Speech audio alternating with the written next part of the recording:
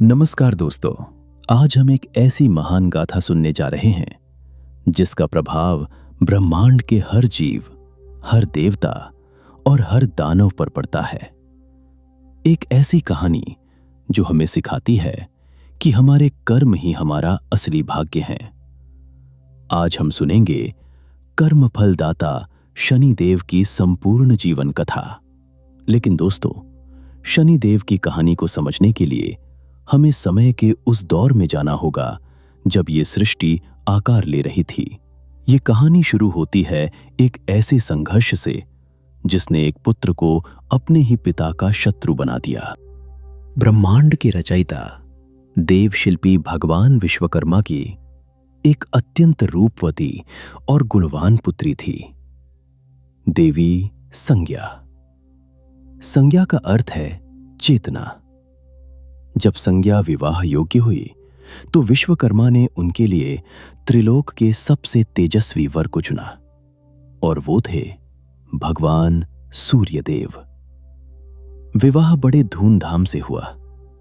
संज्ञा सूर्यलोक पहुंची, लेकिन वहां कदम रखते ही उनका हृदय कांप उठा।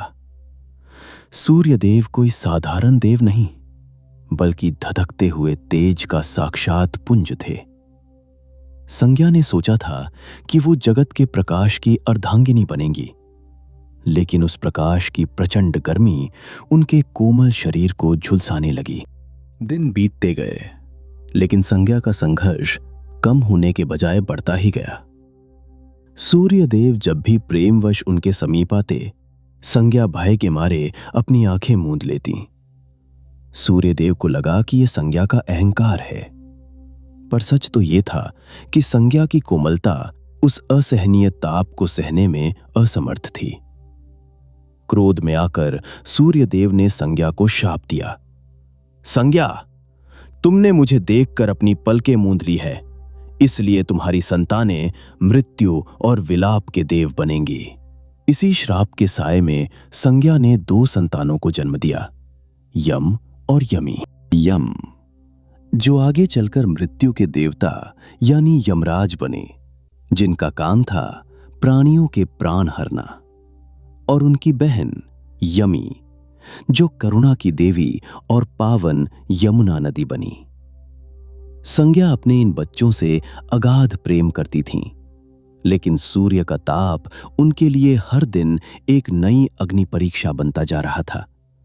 वे अपनी ही संतानों को वो ममता नहीं दे पा रही थीं जिसकी वे हकदार थीं, क्योंकि सूर्य के करीब रहना उनके लिए अब नामुमकिन था। अपनी जान बचाने और अपनी संतान के भविष्य के बीच संज्ञा बुरी तरह टूट चुकी थीं। उन्हें लगा कि यदि वे यहां और रुकीं तो पूरी तरह भस्म हो जाएंगी। तब संज्ञा ने एक ऐसा गुप्त निर्णय लिया जिसने नियति को बदल कर रख दिया। उन्होंने अपनी योग शक्ति से अपनी ही एक हमशक्ल को जन्म दिया, जिसे नाम दिया गया छाया। संज्ञा ने भारी मन से छाया को आदेश दिया, छाया, आज से तुम मेरी जगह इस सूर्यलोक में रहोगी। तुम सूर्यदेव की सेवा करोगी और मेरे बच्चों यम और यमी को अपनी सगी संतान की तरह पालोगी। पर याद रहे, ये रहस्य कभी किसी के सामने ना आए। छाया ने सिर झुकाकर आज्ञा स्वीकार की और संज्ञा घोड़ी का रूप धारण कर घोर वन में तपस्या करने चली गईं। शुरुआत में सब कुछ ठीक रहा। छाया ने यम और यमी को वही प्रेम दिया जो उनकी अपनी मां संज्ञा देती थी। लेकिन समय बदला और छाया स्वयं गर्भवती हुई। छाया अब भगवान शिव की भक्ति में इतनी लीन रहने लगी कि धीरे धीरे उसका ध्यान यम और यमी से हटने लगा। छाया घंटों तक चिलचिलाती धूप में खड़ी होकर महादेव का जाप करती। उस कड़ी तपस्या की अग्नि और भगवान सूर्य के प्रचंड तेज का सीधा असर छाया के गर्भ में पल रहे बालक पर पड़ा। बालक का शरीर कोख में ही धीरे धीरे काला पड़ने लगा। और फिर आया वो दिन जब सूर्यलोक में उस बालक ने जन्म लिया जिसे दुनिया शनि के नाम से जानती है। लेकिन इस बालक के जन्म लेते ही जो हुआ उसने पूरे ब्रह्मांड को हिलाकर रख दिया। लेकिन दोस्तों, ये तो बस एक शुरुआत थी। शनिदेव के जन्म लेते ही एक ऐसा चमत्कार हुआ जिसकी कल्पना स्वयं सूर्य देव ने भी नहीं की थी।